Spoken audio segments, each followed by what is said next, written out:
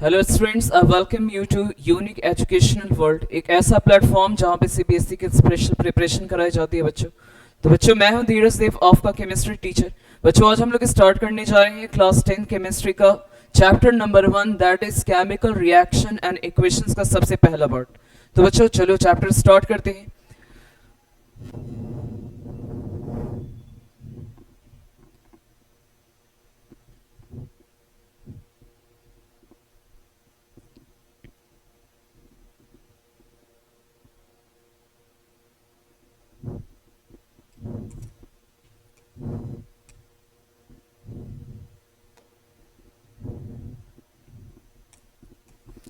बच्चों, सबसे पहले लिखा हुआ है केमिकल रिएक्शन। आखिर केमिकल रिएक्शन होता क्या है?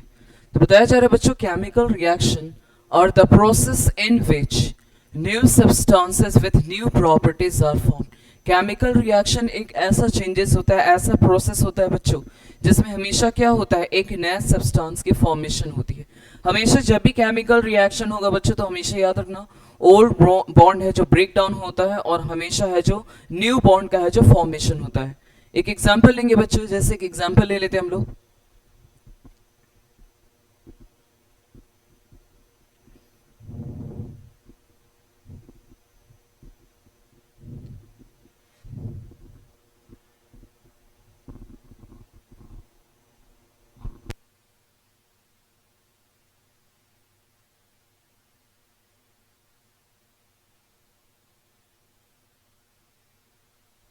एक एग्जाम्पल ले रहे हैं बच्चों, जैसे हम लोग फॉर एग्जाम्पल, जैसे ये हमारा मीथेन है।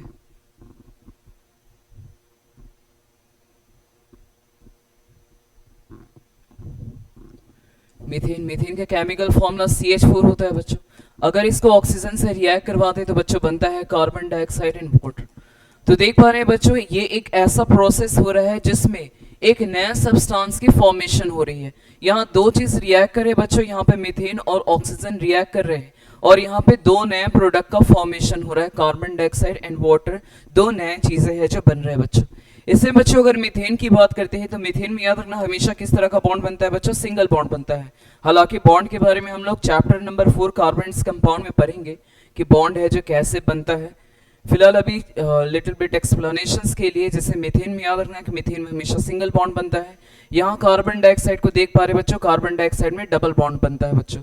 तो यहाँ देख पा रहे हैं बच्चों, ओल्ड बॉन्ड है जो ब्रेक डाउन हो रहा है, और हमेशा है जो यहाँ पे एक नया बॉन्ड का है जो फॉर्मेशन हो रहा है। मीथेन बच्चों कार्बन डाइऑक्साइड में कन्वर्ट हो रहा है, एक ओल्ड बॉन्ड टूट रहा है बच्चों, और नया बॉन्ड का है जो फॉर्मेशन हो रहा है। तो जब भी बच्चों केमिकल रिएक्शन होता है तो उसमें हमेशा है जो नया सब्सटेंस की फॉर्मेशन होती है। कुछ और एग्जाम्पल लेंगे बच्चों, जैसे बात करते हैं बच्चों, CH4 को अगर हम लोग क्लोरीन से अगर रिएक्ट करवाते हैं तो यहाँ पे क्लोरोफॉर्म का फॉर्मेशन होता है, और साथ ही साथ यहाँ पे हाइड्रोक्लोरिक एसिड भी रिलीज होती है। तो देख पा रहे बच्चों, यहाँ पे भी एक नया सब्सटेंस का फॉर्मेशन हुआ। यहाँ दो चीजें रिएक्ट किए और दो नए सब्सटेंस का फॉर्मेशन हुआ, दो नया चीज बन गया। कोई भी दो क्या एक भी अगर नया चीज बन जाता है तो उसको हम लोग क्या कहेंगे, केमिकल रिएक्शंस में कंक्लूड करेंगे। एक और एग्जांपल लेते हैं बच्चों, जैसे सी बोले तो कार्बन, कार्बन को अगर ऑक्सीजन के साथ कंबाइन करते हैं तो बच्चों क्या बनता है, कार्बन डाइऑक्साइड। यहाँ पे भी देख पा रहे हैं बच्चों, दो चीजें हैं जो रिएक्ट कर रहे हैं, और एक नया सब्सटेंस का है जो फॉर्मेशन हो रहा है। और इस सब्सटेंस की प्रॉपर्टी, ये दोनों सब्सटेंस की प्रॉपर्टी से बिल्कुल क्या होगा बच्चों, डिफरेंट होगा। तो केमिकल रिएक्शन में हमेशा बच्चों याद रखना है कि हमेशा है जो नया सब्सटेंस की फॉर्मेशन होती है, और वो नया सब्सटेंस की प्रॉपर्टी प्रीवियस वाले सब्सटेंस की प्रॉपर्टी से बिल्कुल डिफरेंट होता है बच्चों। एक एग्जांपल लिया गया है, when magnesium ribbon burn in air to form magnesium oxide is an example of chemical reaction. बच्चों बताया जा रहा है कि यहाँ पे एक एग्जाम्पल में दिए गए हैं कि हम मैग्नीशियम रिबन को जलाते हैं। जब भी कोई चीज जलता है, आप कागज जलाओ, पेट्रोल जलाओ, जो भी चीज को जलाने जाओ तो वहां पे हमें ऑक्सीजन की जरूरत पड़ेगी। तो मैग्नीशियम की बात करते हैं बच्चों, जानते हैं मैग्नीशियम क्या होता है, मैग्नीशियम का सिंबल Mg होता है। किस स्टेट में पाया जाता है बच्चों, सॉलिड स्टेट में। अब इसको जलाने जा रहे हैं तो कोई भी चीज, कोई भी फ्यूल जब जलता है तो हमेशा कौन से गैस के प्रेजेंस में जलता है बच्चों, ऑक्सीजन गैस के प्रेजेंस में जलता है। ऑक्सीजन गैस के प्रेजेंस में जलेगा, और जल करके क्या बनाएगा बच्चों, जल करके बनाएगा magnesium oxide, MgO, magnesium oxide. ये भी सॉलिड कलर का रहता है बच्चों, याद रखना। मैग्नीशियम है जो सिल्वर कलर का दिखता है, सिल्वर कलर का मेटल रहता है, और ये मैग्नीशियम ऑक्साइड याद रखना किस कलर का दिखेगा, व्हाइट कलर का, व्हाइट कलर का राख के जैसा, ऐश के जैसा ये दिखने लगता है। आफ्टर ऑल मैग्नीशियम जो ऑक्सीजन के साथ जल जाता है, जल करके राख बनता है, वही राख हमारा मैग्नीशियम ऑक्साइड कहलाता है, जो कि व्हाइट कलर का रहता है। अब बच्चों देख पा रहे हैं यहाँ पे मैग्नीशियम और मैग्नीशियम ऑक्साइड दोनों की प्रॉपर्टी बिल्कुल डिफरेंट है। कहाँ मैग्नीशियम क्रिस्टलाइन सॉलिड होता है, कहाँ ये एमरफस सॉलिड है ना। मैग्नीशियम ऑक्साइड है जो एमरफस सॉलिड है। मैग्नीशियम का इस्तेमाल है जो मेडिकल पर्पस के लिए नहीं कर सकते, जबकि मैग्नीशियम ऑक्साइड का इस्तेमाल मेडिकल पर्पस बोले तो मिल्क ऑफ मैग्नीशिया के फॉर्मेशंस के लिए मैग्नीशियम ऑक्साइड का प्रयोग किया जाता है।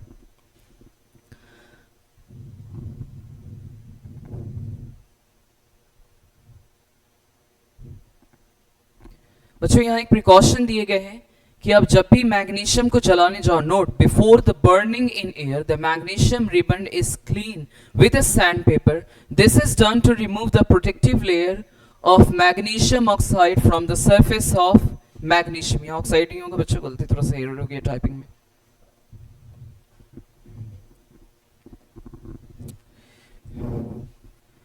ठीक है बच्चों, यहाँ याद रखना है कि मैग्नीशियम को जब भी जलाने जाए बच्चों, तो मैग्नीशियम को जलाने से पहले उसे सैंड पेपर से साफ करना जरूरी होता है, नेसेसरी होता है, because magnesium is a very highly reactive element.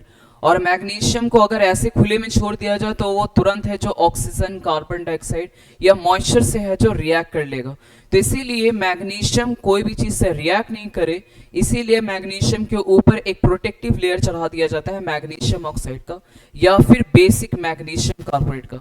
तो अब जलाने से पहले क्या करना है कि मैग्नीशियम, अगर आप स्कूल लैब में हो, स्कूल के लैबोरेटरी में हो, अगर आप मैग्नीशियम को जलाने जाते हो तो मैग्नीशियम को जलाने से पहले उसे सैंड पेपर से रब करना नेसेसरी होता है, बिकॉज मैग्नीशियम के ऊपर ऑलरेडी है जो मैग्नीशियम ऑक्साइड की एक प्रोटेक्टिव लेयर चढ़ाई जाती है। ऐसा इसलिए किया जाता है कि अगर सपोज अगर मैग्नीशियम के ऊपर मैग्नीशियम ऑक्साइड की प्रोटेक्टिव लेयर चढ़ा दिया जाए तो जाहिर सी बात है हमारा मैग्नीशियम है वो ऑक्सीजन, मॉइस्चर और कार्बन डाइऑक्साइड के संपर्क में नहीं आ पाएगा, तो हमारा मैग्नीशियम पूरी तरह से सुरक्षित रहेगा। लेकिन जैसे बच्चों सैंड पेपर से रब कर देते हैं तो ऊपर में मैग्नीशियम ऑक्साइड की जो प्रोटेक्टिव लेयर रहती है वो हट जाती है और मैग्नीशियम पूरी तरह से ऑक्सीजन के साथ कंबाइन करने के लिए, जलने के लिए पूरी तरह से रेडी हो जाता है। इसीलिए जब भी आप मैग्नीशियम को जलाने जाओ तो मैग्नीशियम को सैंड पेपर से रिमूव करना जरूरी होता है। बच्चों ये क्वेश्चन से बहुत बार है जो बोर्ड एग्जामिनेशन में भी पूछे जाते हैं कि मैग्नीशियम को जलाने से पहले उसे सैंड पेपर से रब क्यों किया जाता है, because magnesium is a very highly reactive element और इसके ऊपर जो रहता है एक प्रोटेक्टिव लेयर चढ़ा दी जाती है, किसका, मैग्नीशियम ऑक्साइड या फिर मैग्नीशियम कार्बोनेट का। तो जलाने से पहले इस प्रोटेक्टिव लेयर को हटाना जरूरी होता है, वरना है जो मैग्नीशियम है जो जल ही नहीं पाएगा। क्योंकि जलाने के लिए जाहिर सी बात है मैग्नीशियम को आप जलाने जा रहे हो, मैग्नीशियम को तो ऑक्सीजन के कंबाइन में आना पड़ेगा। ये ऑक्सीजन से कैसे कंबाइन करेगा, इसके ऊपर पहले ही मैग्नीशियम ऑक्साइड की लेयर चढ़ी हुई है, तो मैग्नीशियम तो ऑक्सीजन के कांटेक्ट में आ ही नहीं पाएगा, तो डेफिनेटली है जो मैग्नीशियम है जो जल नहीं पाएगा। इसे जलाने से पहले इसकी जो सरफेस रहती है मैग्नीशियम ऑक्साइड उससे रिमूव करना बहुत ही ज्यादा नेसेसरी होता है। आगे बढ़ेंगे बच्चों, नेक्स्ट हमारा टॉपिक है characteristic of a chemical reaction. जहां पे भी केमिकल रिएक्शन होता है तो वहां पे हमें क्या क्या देखने को मिलता है। सबसे पहले कुछ ऐसे केमिकल रिएक्शन होते हैं बच्चों जिसमें है जो गैस का इवोल्यूशन होता है। एक एग्जांपल लेंगे बच्चों, कुछ केमिकल इक्वेशंस के एग्जांपल लेंगे जिसमें है जो गैस है जो इवॉल्व होता है।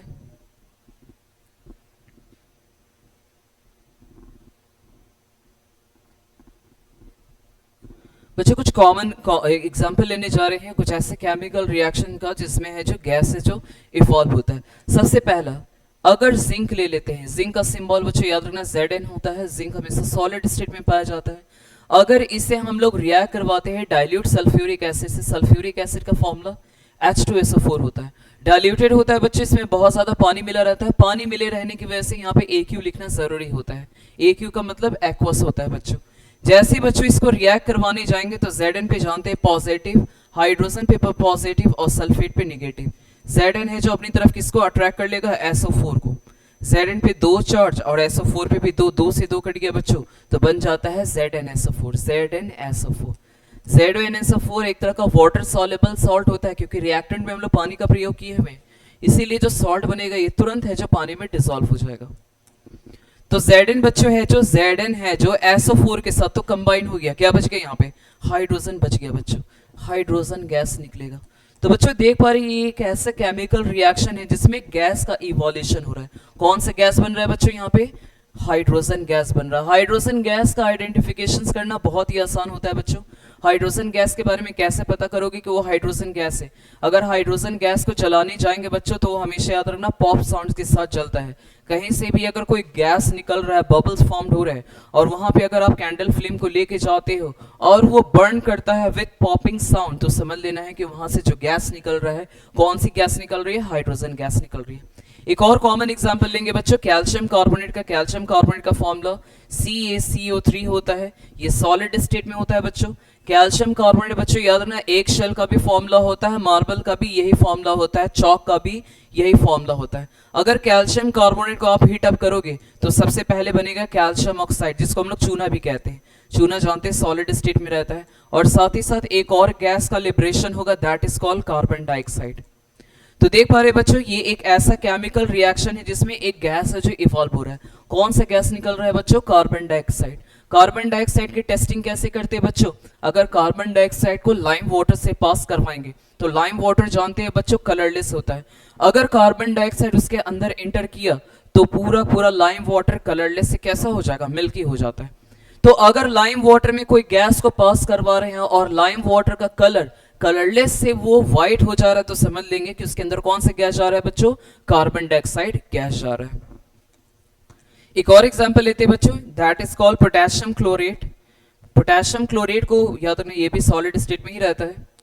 पोटेशियम क्लोरेट ये भी सॉलिड स्टेट में ही रहता है बच्चों। इसको भी आप गर्म करोगे, इसको भी अगर गर्म करोगे तो बनेगा KCl, potassium chloride, solid state में रहेगा, और साथ ही साथ ऑक्सीजन गैस भी निकलता है बच्चों। तो देख पा रहे हैं बच्चों ये तीनों ऐसे एग्जांपल्स है जिसमें गैस की है जो लिबरेशन हो रही है बच्चों। पहले वाले में हाइड्रोजन गैस निकल रहा है, दूसरे वाले में कार्बन डाइऑक्साइड गैस निकल रहा है, तीसरे वाले में क्या निकल रहा है बच्चों, ऑक्सीजन गैस निकल रहा है। तो बच्चों ऐसे हमें बहुत सारे ऐसे केमिकल रिएक्शंस देखने को मिलते हैं जिसमें गैस है जो इवॉल्व होता है। एक और एग्जांपल लेंगे बच्चों, जैसे AgCl की बात करते हैं, सिल्वर क्लोराइड। अगर सिल्वर क्लोराइड को सनलाइट के प्रेजेंस में अगर छोड़ दिया जाता है, सनलाइट के प्रेजेंस में, तो सिल्वर बच्चों अलग हो जाता है और क्लोरीन गैस बच्चों अलग हो जाता है। तो देख पा रहे हैं बच्चों यहाँ पे भी क्या हो रहा है, एक ऐसा केमिकल रिएक्शन हो रहा है बच्चों जिसमें गैस इवॉल्व हो रहा है बच्चों। कौन सी गैस निकल रही है, क्लोरीन गैस निकल रही है ना, क्लोरीन गैस। याद रखना क्लोरीन गैस किस रंग का होता है बच्चों, येलो कलर का होता है। क्लोरीन गैस किस कलर का होता है, येलो कलर का होता है, और ये डिसइंफेक्टेंट के जैसा काम करता है। दैट मींस जर्म्स को मारने के लिए क्लोरीन गैस का है जो प्रयोग किया जाता है।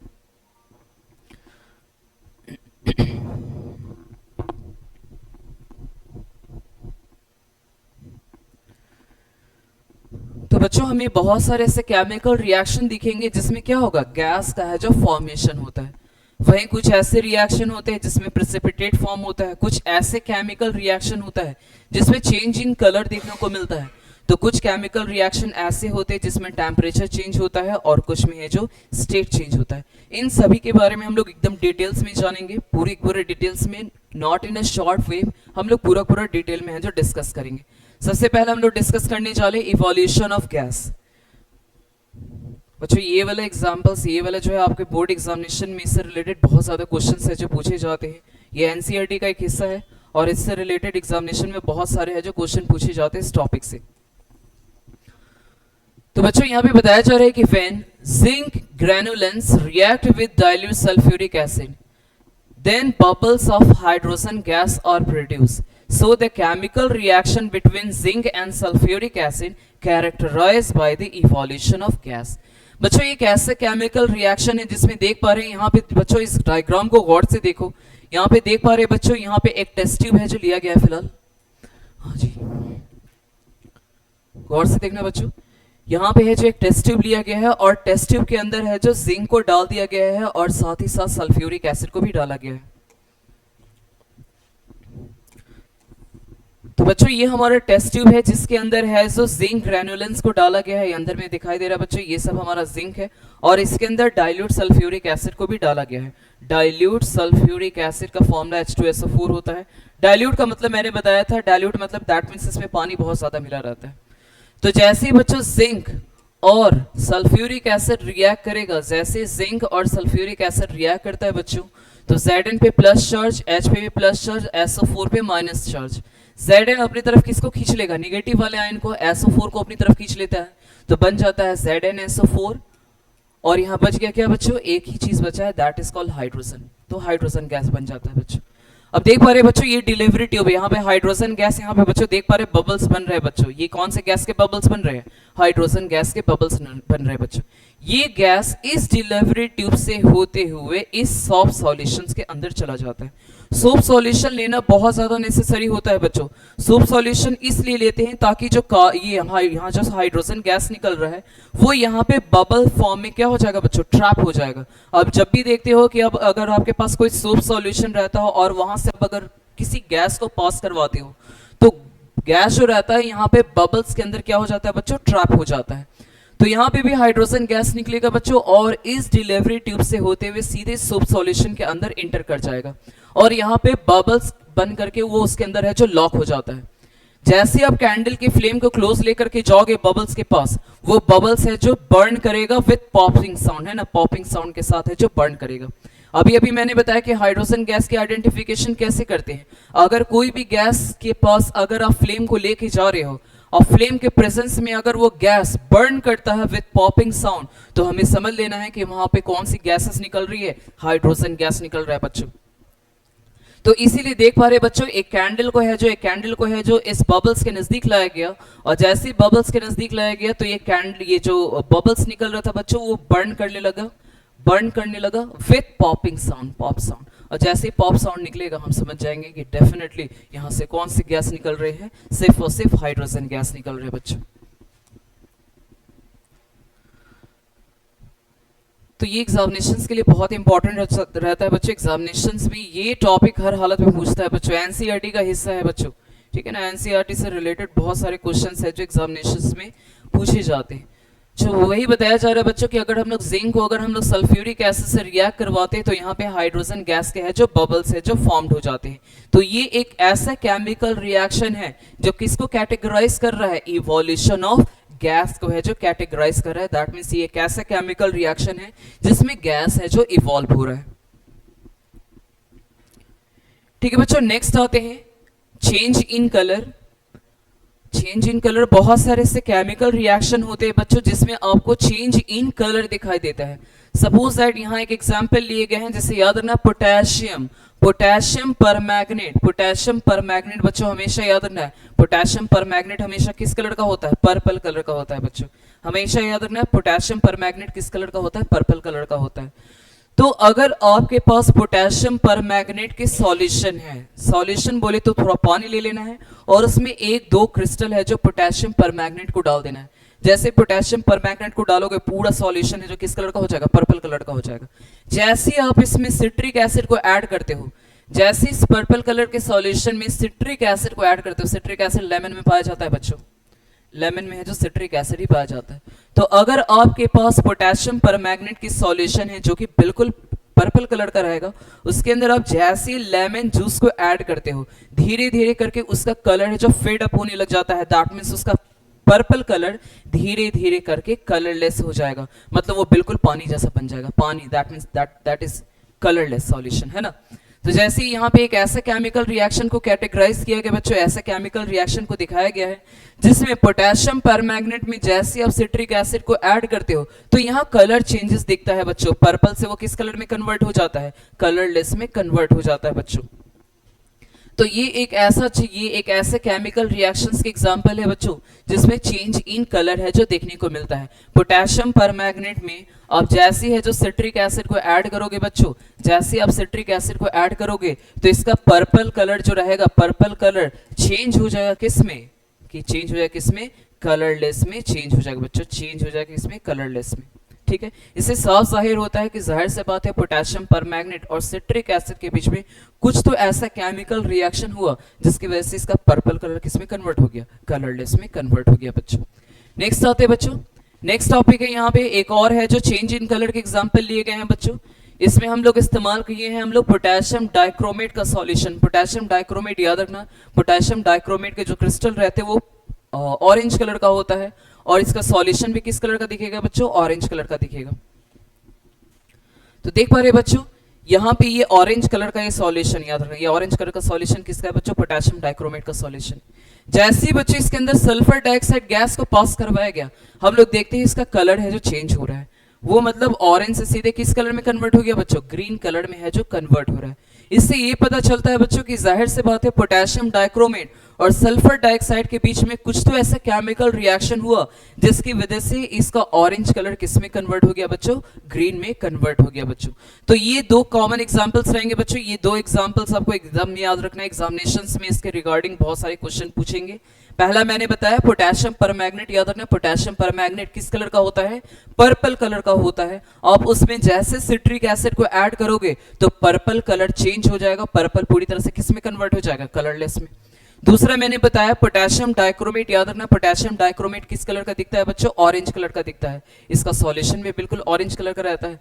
जैसे इससे आप सल्फर डाइऑक्साइड गैस पास करवाओगे तो इसका ऑरेंज कलर किस में कन्वर्ट हो जाएगा बच्चों, ग्रीन में कन्वर्ट हो जाएगा। दैट मींस यहाँ दो एग्जांपल्स एकदम हर हालत में आपको याद रखने, एग्जामिनेशन में बहुत ज्यादा क्वेश्चन पूछते हैं बच्चों ये दोनों टॉपिक से। पोटेशियम परमैंगनेट में जब भी सिट्रिक एसिड को ऐड करेंगे तो वो पर्पल से कलरलेस में कन्वर्ट हो जाएगा, और यहाँ पे पोटेशियम डाइक्रोमेट में अगर सल्फर डाइऑक्साइड गैस पास करवाएंगे तो ये ऑरेंज कलर किस में कन्वर्ट हो जाएगा बच्चों, ग्रीन कलर में कन्वर्ट हो जाएगा। ठीक है बच्चों, नेक्स्ट आते हैं फॉर्मेशन ऑफ प्रेसिपिटेट। ठीक है बच्चों, फॉर्मेशन ऑफ प्रेसिपिटेट।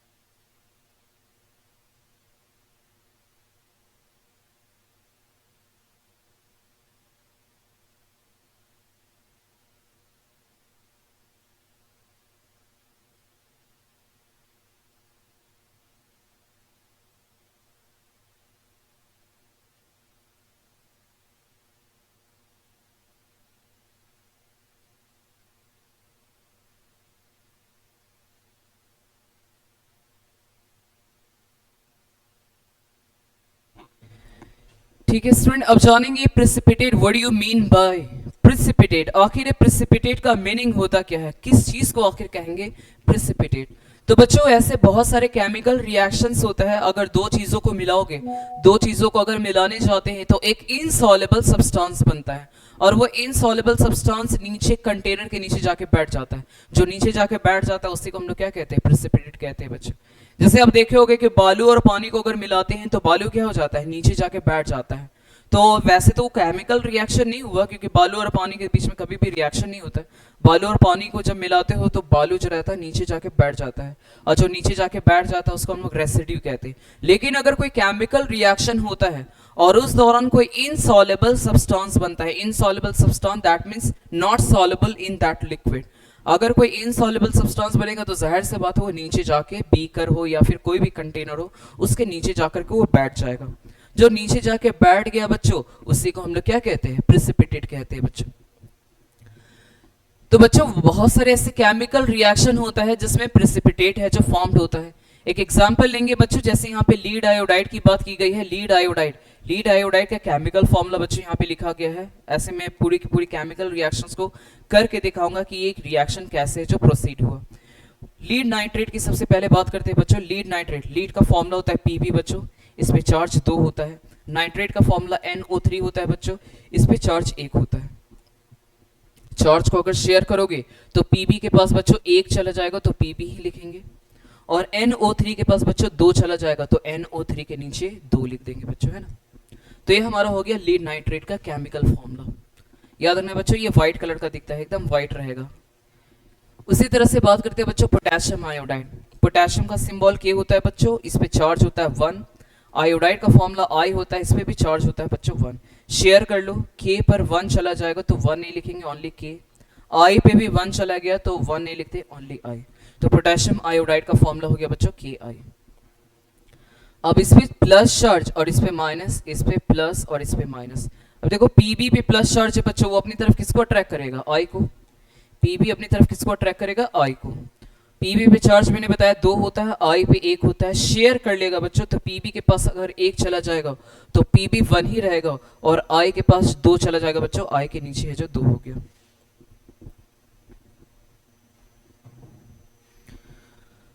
उसी तरह से बच्चों K पर पॉजिटिव चार्ज और NO3 पे नेगेटिव। K और NO3 जैसे कंबाइन करेगा बच्चों, इस पे 1 और इसके पर भी 1, दोनों चार्ज कंबाइन करेगा बच्चों। K के पास बच्चों 1 चला जाएगा तो यहाँ K ही रहेगा, और NO3 के पास 1, तो 1 तो नहीं लिखते, सिर्फ NO3 ही लिख देते।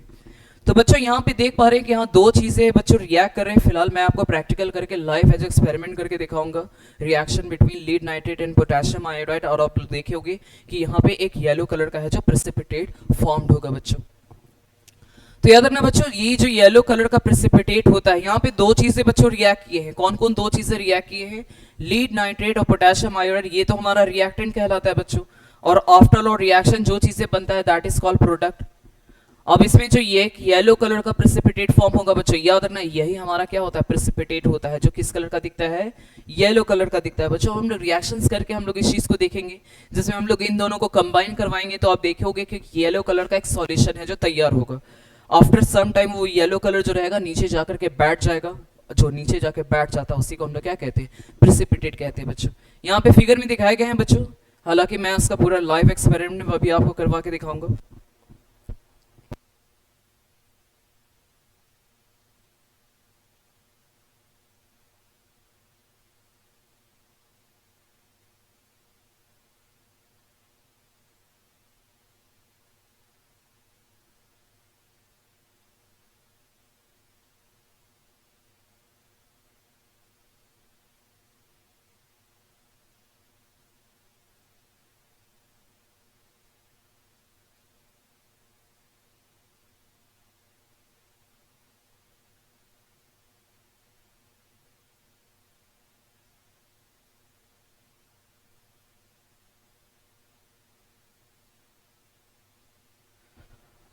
तो बच्चों ये हमारा पोटेशियम आयोडाइड है, ये दिखने में बिल्कुल है जो व्हाइट कलर का सॉलिड रहता है, एकदम क्रिस्टलाइन सॉलिड रहता है, इसमें काफी ज्यादा है जो चमक पाया जाता है।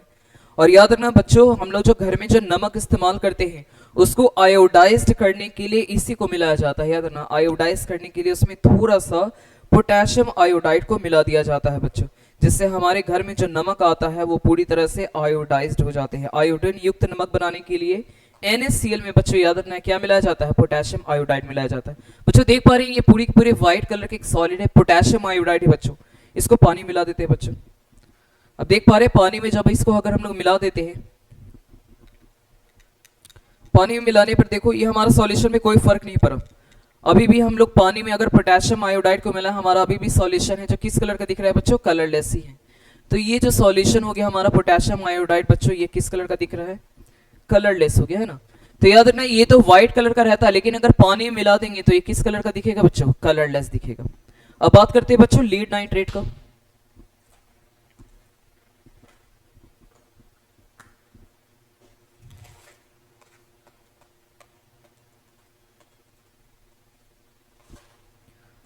तो देख पा रहे बच्चों ये लीड नाइट्रेट, देख पा रहे बिल्कुल ये व्हाइट कलर का एक सॉलिड है, क्रिस्टलाइन सॉलिड है बच्चों।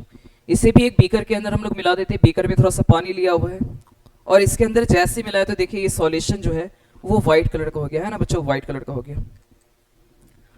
तो हम लोगों ने देखा ये लीड नाइट्रेट भी व्हाइट कलर का था, और जब इसको एक्वास करते हैं, पानी मिला देते हैं, तो ये किस कलर का हो जाता है, व्हाइट कलर का हो जाता है बच्चों। अब दोनों को हम लोग कंबाइन करने जा रहे हैं, ठीक है बच्चों, दोनों को कंबाइन करने जा रहे हैं। देखते हैं बच्चों दोनों को कंबाइन करते तो क्या होता है। तो ये हमारा है लीड नाइट्रेट जो कि व्हाइट कलर का है, ये हमारा पोटेशियम आयोडाइड है जो कि पूरी तरह से कलरलेस है। अब जैसे हम लोग इस लीड नाइट्रेट में पोटेशियम आयोडाइड को मिलाएंगे बच्चों, देख पा रहे पूरा सॉल्यूशन है जो पीले रंग का हो गया है ना। तो देख पा रहे सॉल्यूशन बच्चों ये पीले रंग का हो गया। ये पीला रंग किसकी वजह से हुआ बच्चों, पीला रंग किसकी वजह से हुआ, किसकी फॉर्मेशंस की वजह से, लीड आयोडाइड बनने की वजह से, लीड आयोडाइड बनने की वजह से ये पूरा पूरा सॉल्यूशन है जो किस कलर का हो गया बच्चों, येलो कलर का हो गया। तो याद रखना हमेशा कि ये जो येलो कलर का यहाँ पे हमें दिखाई दे रहा है वो कौन होता है, लीड आयोडाइड होता है बच्चों। याद रखना लीड आयोडाइड हमेशा किस कलर का रहेगा, येलो कलर का रहता है, और यही एक प्रेसिपिटेट होता है जो कि आफ्टर सम टाइम क्या हो जाएगा, नीचे जाके बैठ जाएगा। अभी फिलहाल इसको बैठने में टाइम लगेगा। अभी फिलहाल देख पा रहे हैं नीचे है जो इसका प्रेसिपिटेट है जो बैठना है जो स्टार्ट हो गया बच्चों, देखो गौर से, देखो यहाँ पे है जो इसका प्रेसिपिटेट है जो नीचे है जो बैठना है जो स्टार्ट हो चला है ना, देखो यहाँ नीचे है जो ये येलो कलर का है जो प्रेसिपिटेट है जो बच्चों बैठ रहा है। तो अभी फिलहाल इसको बैठने में टाइम लगेगा, फिलहाल इसको हम लोग कुछ समय के लिए छोड़ देते हैं। जैसे ये बच्चों ये नीचे जाके बैठेगा तो फिर मैं आपको दिखाऊंगा कि किस तरह से लीड नाइट्रेट नीचे बैठा हुआ और पोटेशियम आयोडाइड है जो कलरलेस सॉल्यूशन, दैट मींस वो ऊपर ही रहेगा। ठीक है बच्चों, तो आप लोगों ने देखा यहाँ पे भी एक कलर चेंजेस का भी एक एग्जांपल था जिसमें हम लोग कलर चेंज देख रहे थे। ये व्हाइट कलर का था, ये व्हाइट कलर का था और ये हमारा कलरलेस था। जब दोनों को कंबाइन किए तो यहाँ पे एक येलो कलर का प्रेसिपिटेट बना। ये येलो कलर का प्रेसिपिटेट कौन था बच्चों, लीड आयोडाइड था। ये हालांकि याद रखना ये कलरलेस ही होता है और ये वाटर सॉल्युबल हो जाता है, पानी में है जो घुल जाता है। तो यहाँ पे बच्चों एक प्रेसिपिटेट फॉर्म हो रहा है। तो बच्चों ये एक ऐसा केमिकल रिएक्शंस का एग्जांपल हो गया जिसमें क्या होती है, प्रेसिपिटेट की फॉर्मेशन होती है। हमेशा याद रखना बच्चों ये एग्जामिनेशन जो भी बच्चों यहाँ पे टॉपिक में कवर करवा रहा हूँ वो हर हालत में एग्जामिनेशन में आएगा, हर हालत में एग्जामिनेशन में इसी टॉपिक से है जो क्वेश्चन पूछा जाएगा। जो भी मैं यहाँ पे पढ़ा रहा हूँ सिर्फ उसी को ही पढ़ो, इसी से आपका एग्जामिनेशन में पूरा पूरा काम हो जाएगा और कुछ एक्स्ट्रा पढ़ने की जरूरत नहीं है। ठीक है बच्चों, एक और एग्जाम्पल लेने जा रहे हैं प्रेसिपिटेशन रिएक्शन का।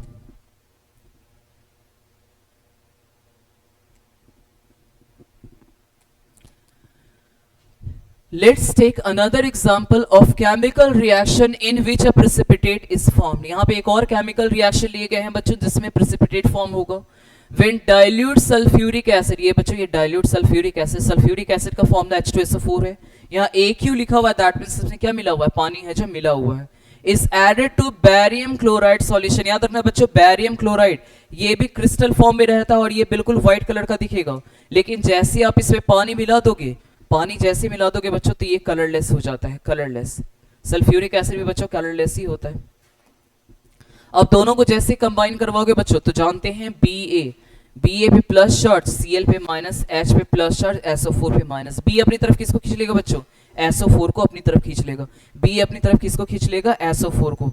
तो Ba जैसे बच्चों SO4 के साथ जुड़ेगा तो Ba पे 2 चार्ज, SO4 पे 2, 2 से 2 कट गया बच्चों, क्या बन गया यहाँ पे BaSO4। यही हमारा क्या बन जाएगा बच्चों, प्रेसिपिटेट बनेगा। याद रखना ये हमारा BaSO4 क्या बनेगा, प्रेसिपिटेट हो बनेगा। दैट मींस आफ्टर रिएक्शन एक इनसॉल्युबल सॉलिड जिसकी कलर किस रंग की होगी, व्हाइट कलर का दिखेगा बच्चों, व्हाइट कलर का। ये व्हाइट कलर का हो जाता है और नीचे जाके बैठ जाएगा।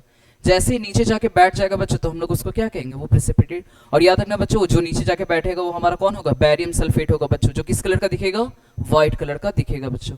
तो बच्चों ये हमारा ये भी हमारा एक अनदर केमिकल रिएक्शन हो गया जिसमें बच्चों एक प्रेसिपिटेट बनता हुआ देख पा रहे हैं। कौन कौन रिएक्ट कर रहा है बच्चों, इसमें बैरियम क्लोराइड सल्फ्यूरिक एसिड के साथ रिएक्ट कर रहा है और एक व्हाइट कलर का प्रेसिपिटेट बन रहा है। वो व्हाइट कलर का प्रेसिपिटेट कौन होगा बच्चों, बैरियम सल्फेट होगा बच्चों। ये हमारा व्हाइट कलर का प्रेसिपिटेट होगा। ठीक है बच्चों,